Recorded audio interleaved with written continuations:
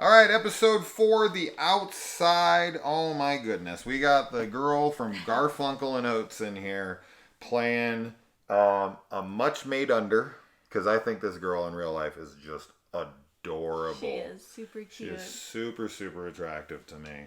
And in this episode, holy hell, do they debeautify her. Yeah. Which I had a feeling, like spoilers, guys. Obviously, we're talking about the episode. When I saw her and I knew who she was, I was like, "Oh, this girl's beautiful." Like, either she's just like playing this character role, and it's never gonna get there. But I figured that they were gonna make her attractive in the end. Yeah.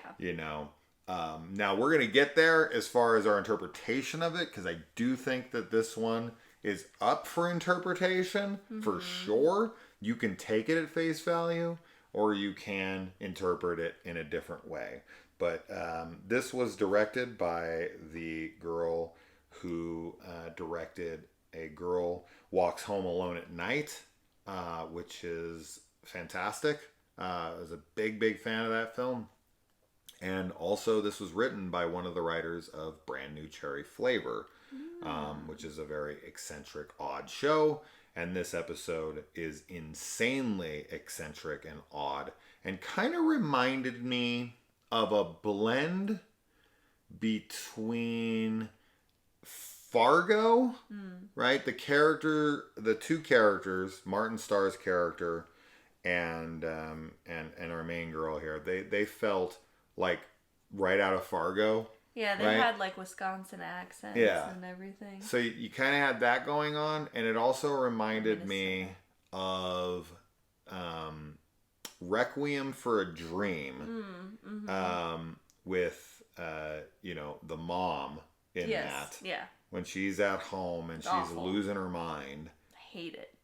And she's talking to the television, right? And the television's telling her this and that, and the refrigerator is like trying to attack her. Oh my god, it's literally one of the most uncomfortable scenes in movie history that I've watched. Like, I get so uncomfortable with that. Excited. I just like excited. The amount of like fear and like empathy and pity and like all of that is it messes me up.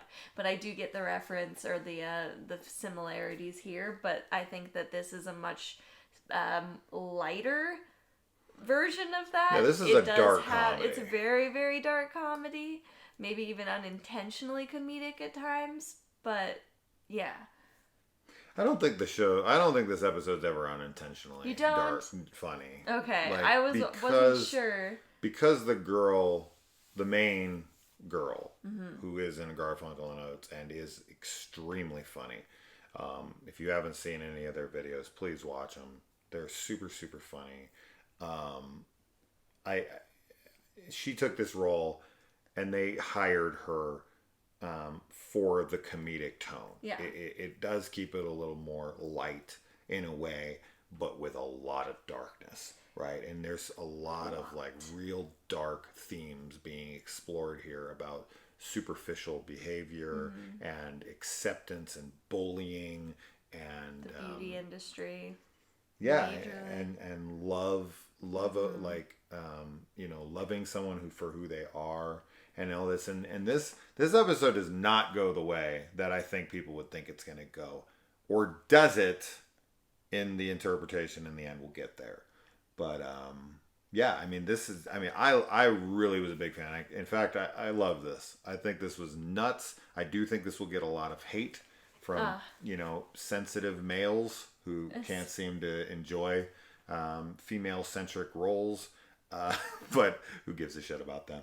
I thought this was really funny, really wild, super nuts, and super bizarre, and I honestly loved my entirety of time spent with it. Yeah, I think that this is a really amazing episode, and I definitely have a hard time deciding between this episode and the previous episode as far as which my favorite would be, because I think that they're both wonderful. But obviously, like, I did relate to this one a lot more as a lady, and I love that it's written by a woman, directed by a woman, and the lead is just it's got such a very interesting and necessary message about the beauty industry and beauty standards, and as you said, superficiality and everything.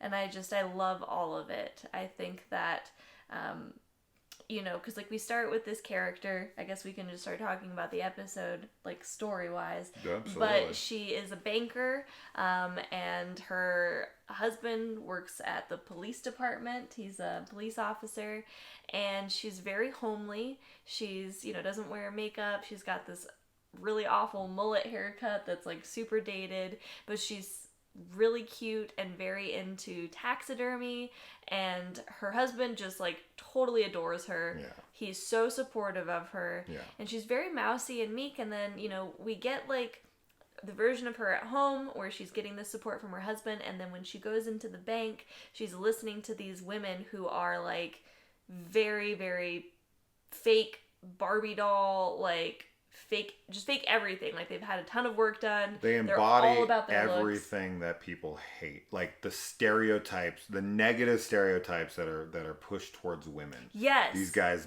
embody Obsessed with their everything looks, about them. gossips, shallow, yes, all of that. Yeah. And she's like listening to them. And it like she doesn't seem like she's really that into what they're talking about, because they're like they're shit talking like guys like the size of their penis, and like how bad they are in bed, and like how drunk people are, and like all this stuff. But she ends up getting invited to a Christmas party. Christmas party. Secret Santa. For one of like the main girl that's like everyone is obsessed with. Her tits, especially. Which and everyone's there's obsessed with. a lot of like sexuality. Yes, yeah. very homoeroticism. weird eroticism Yeah. going on, which I found very fascinating, because like, there's this whole thing with women, like when women are really petty, it can be very hard to be around them because they do gossip. They can gossip. Everyone can gossip, but like the stereotypes exist for a reason, for sure. And there's like a competition that can kind of happen between women, like to be the prettiest, to get male attention or female attention or whatever. But I think like one of the things that goes along with that is an attraction, at least, and that might just be me speaking like from my perspective, but I liked the inclusion of that sexuality in here, because I think that the lines are kind of blurred. Like when you are envious of what somebody else has, like you want it for yourself, there is also like an attraction to that, like even though you're selfishly wanting it for yourself, of course, like you're does that make sense what I'm trying to say? So to me, she gets invited to the Secret Santa, and she like goes home and is telling her husband about it, and is like, this could change everything, like oh my god. And he's like, well honey, like those girls suck, like thank goodness you're not like them, and like whatever. But he wants her to have a good she time. comes home rashy because she applies this lotion to her face after the party, right? Yeah. Well, you said she went home. No, I'm sorry. I was meaning she went home and told her husband before she went to the party, like that she was gonna go, and she was gonna like go. Excited, and he was all like, "Those women suck. Like, thank goodness you're not, like them." Yeah. So she goes to the party, Okay, and sorry. yeah, the girl, the main. She went home girl, from work. I thought she was at the party. Yeah. Already in your version. Sorry. No, that's okay. But the girl, yeah, she gives everybody this Aloe Glow lotion. Yeah.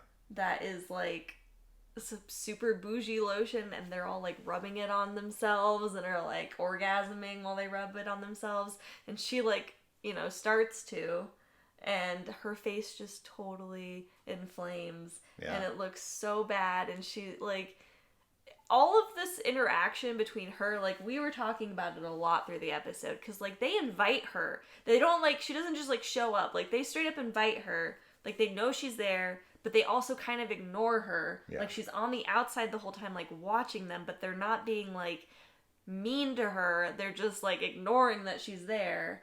The only time that there's real like communication with her is when she gives the host a gift, which is a duck that she has taxidermied, and there's weirdness there, and the host just kind of like puts it aside, and then they move on. Yeah, it's a good point, because in this episode, they don't ever really bully her. There's no, yeah, as you said, they kind of just act like she doesn't exist, but which is maybe even meaner. It's one thing to be berated and bullied, but it's a completely other animal altogether to just outright be ignored like you don't exist ever. But the main girl does want her to come over. Now, what her intentions are, I don't know. She wants to give her the lotion, I assume, because she wants them to be part of the club. Yeah. Maybe the other girls were ugly before and she changed them. It doesn't, I don't know, because they all seem like they got the lotion for the first time. So I don't think that works. Why she wants her over there, I don't know. But it is very interesting to note that no one is ever talking shit behind her back that we see. Right. No one's ever bullying her to her face. They just kind of ignore her outright, which is odd. You would definitely think they would be like making eyes at her when she walked away or making fun of her or way she looks. Yeah, they don't do any of that. None of that happens in here, which is odd. It kind of adds to like one of the theories we have as far as the ending. Like she's not getting, because when she goes, she's not getting the negative attention that it seems like she believes she is getting, right? Yeah, 100%. She's getting no attention, which, as you said, could be worse. But she goes home and she starts to have the commercial for Aloe Glow on the TV, like, talk to her. Shout out to Dan Stevens. Super great to see him here. Yeah, but it's like this. So either the product, the Aloe Glow, is like sentient and is communicating with her through the television. Very The Stuff. Reminiscent of The Stuff for sure. Or she is having, a psychosis happen and, is imagining the whole thing. Which I think that there's a lot throughout the whole episode that you could kind of be like, it's either or. Like, it could be one or the other or even a bit of both. But she gets told by the commercial that she needs to keep applying. And that her whole, like, first scene of her, like, having the TV talk to her was really, really funny. Just her sitting down and, like, her reaction to it and everything. It felt so genuine to, like, her character, and it was really authentic, and I loved it. But she keeps applying the lotion throughout the episode until her skin is, like, peeling off of her. Like, it's so bad, and her husband's just like, honey, like, you're allergic, and is, like, trying to just get her to go to the doctor. There's a bunch of times when he's really, like, because she's so insecure, and she's like, it's working. It means it's working. Like, I have to keep putting it on, and then I'll be perfect. And he's like, you already are perfect, inside and out. You were, like, gonna cry throughout that whole... I was so... The husband was really getting you. It was just because he loved her. Genuinely he really loved her. her. Yes. And, like, was not wanting her to, to change into something that... But she wasn't. Yeah. It made me so sad because she was just, like, in her head. And that whole thing, right? Like, there are so many people out there who have problems with self-esteem or self-image. Like, all of us can have that.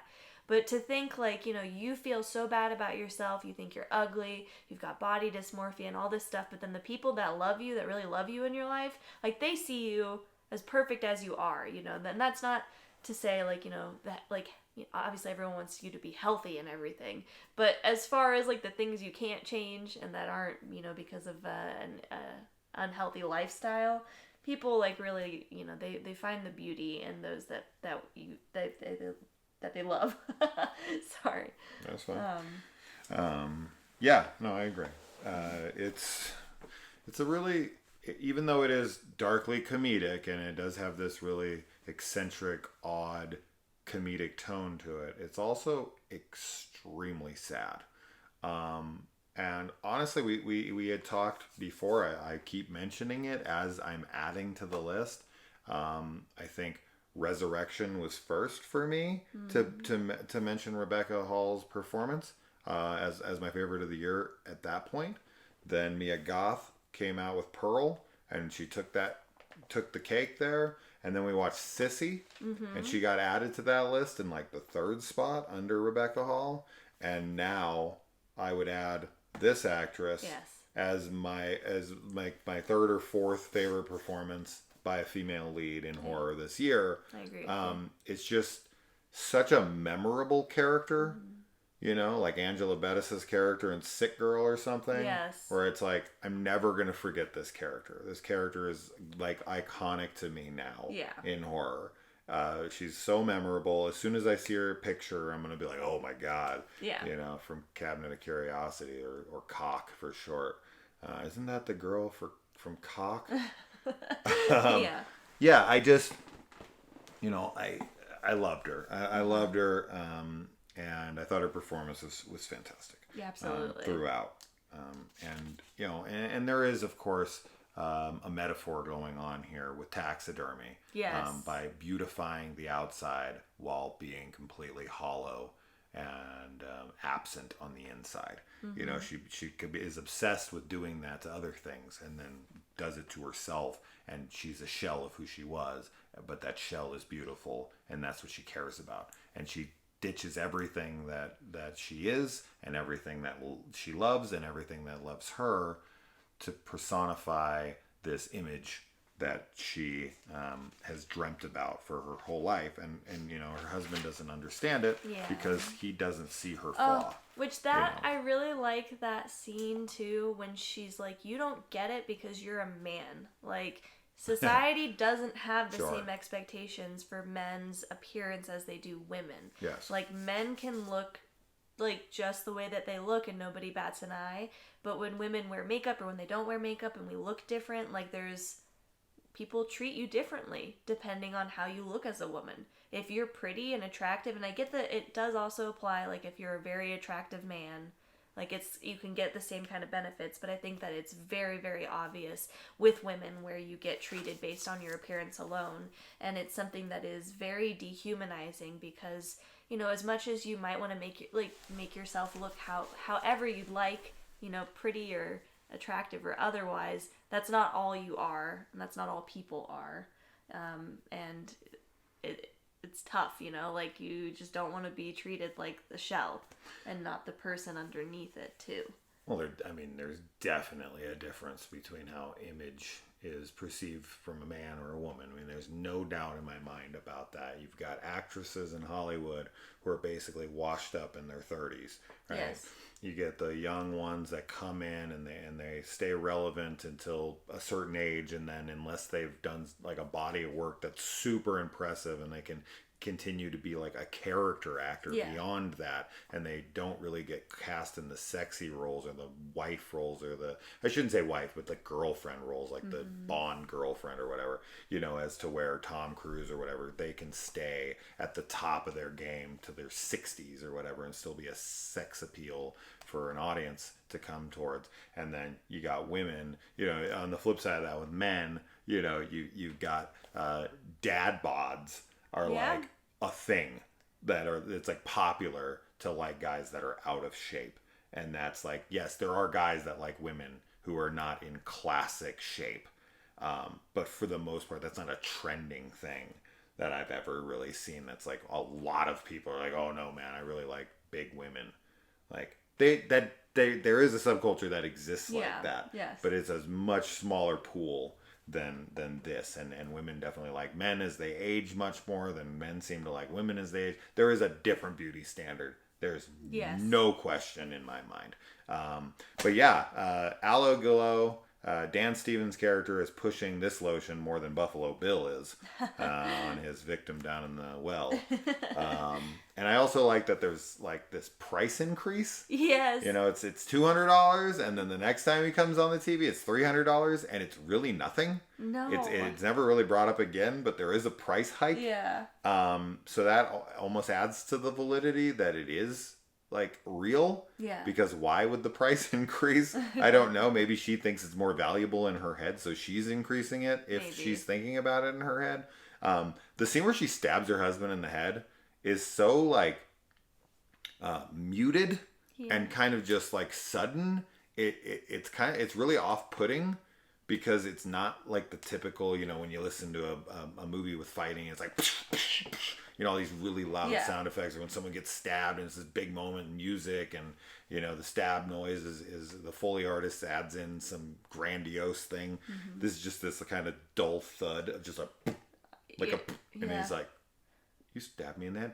And this is Oh, the saddest part of the God. show, is like she comes in and he doesn't even get mad at her or anything. No. He's just like, should I take it out? What should I do, honey? Like, he still loves her. And then she hits him in the back of the head with a friggin' axe.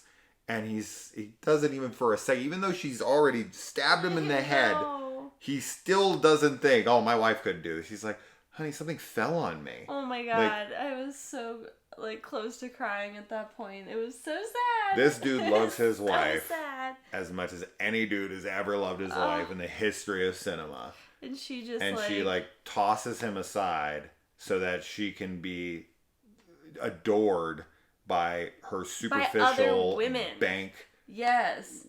That's what that is what this episode is so interesting, because it's not the men that she's after. She has a husband that loves her, and maybe he is a little nerdy looking or whatever, but he's attractive, it's fine, he's into her. But it's the women. She wants the attention from all the other ladies. Yeah. And I think that's so interesting because, I thought it was fascinating. And I really love it. And the ending, too, was very Pearl. Very Pearl. With her, walking in all cute and beautiful. And everyone's like, oh my gosh. And she's, just soaking it all in. And then she starts to float towards the ceiling, and then literally. She looks directly at the camera and is laughing. She does this, but it's uber bizarre. Awkward laugh, smile, Stare. And she's trying to keep it together. But it's different than Pearl. Yeah, Pearl's different. More manic. Pearl is manic and it's scary, and you're like, oh my God, that woman is depressed and unhinged, and she's unhinged, but in a really goofy way. This is her Saint Maud moment. It was so funny. It was so weird, and I just loved it. The eyes, how big she can make her eyes was wild. I try and make my eyes that big, and it's just not. It's not the same. Her eyes, her eyelids just peel back so far. It's incredible. Really fun, crazy, weird, sad, creepy episode. So yeah, the interpretation of that, of course, is that she is killed her husband. She taxidermied him, right? And so she still has her husband. It's some hollow shell of himself. Yeah. Which is what she is now. Yeah. So they're both just superficial. There's nothing going on inside. It's all the exterior. She's preserved him, and he's just sitting on the couch and being, the little house husband now for her to come home to. Love forever, yeah. But, when she goes to work, or if she goes to work, because this is the interpretation, right? Is she still in the basement? Because we didn't even talk about the lotion becoming a body. No, we didn't. And her kind of having this almost sensual moment with it where they're touching each other, and then she soaks herself in it, and the body horror of her skin falling off like a snake, and she's being rebirthed as something new, and all that stuff, which I really, really loved. Yes, me too. But yeah, just was she actually at work? She does literally ascend like some kind of demigod or something, like Saint Maud sees in her head at the end of Saint Maud, or she's deified. I don't know. I just the smile and all that just makes me feel like she's down in the basement looking at herself in the mirror and is like, oh my God, everybody loves me. Everybody worships me. I'm floating. I'm ascending. I'm so beautiful. Yeah. Or because no one seems to take notice of the fact that she's floating. But right. Or is that in her head in that moment? Yeah, she just where she's so at. Elated. She's so elated. She's literally floating. It could be that too. Yeah. So there's a lot of interpretations that you could take in the ending. I love all of them. Did she even get her beauty? Yeah. Right? Did her skin fall off? Did her eye straighten out? Did all that stuff happen? Or is she just still at home? She did not give herself that haircut. I'll give you that right now. I can tell you that right now. The way she was cutting her hair, that ain't the haircut she got out of that. Nope. Anyways, we got to go watch the other 2 episodes, which just dropped 25 minutes ago. So we're going to get on that, and we will talk about them ASAP. But we got the wedding. Her mom's coming in town tomorrow. We got the kids still. We're gonna be busy. We got We're gonna try, lot. We got but 4 more episodes. I don't know when the hell we're gonna get to them. I want to get to them tomorrow. We're gonna try. We'll see. We'll do what we can. And I work in the morning. Yes. And we got to drive to get her We're mom at the celebrating airport. and busy, so Oh my God. after Halloween next week we'll be back to normal ish. Yes. Normal-ish. Yeah. Which is We'll what still we be always busy, are. but yeah. Normal-ish. Yeah. So buy Aloe Glow. It's only $400. 500. Keeps going up. Yep. Yeah. And I hope you love this episode because it rules. It does. And just because you don't doesn't mean that you're, sexist or some bullshit. I'm No. not trying to say that at No. all. Yeah. This tone just might not work for you. Yeah. But man, I found it so kooky and quirky, and super fun, and also really, really like a spotlight, some social commentary Yes. on society and kind of just trying to fit in and not seeing the forest for the trees, right? Not seeing what you have in front of you. But I do, and that's why I'm marrying her. Me too. Mm. Bye. Guys.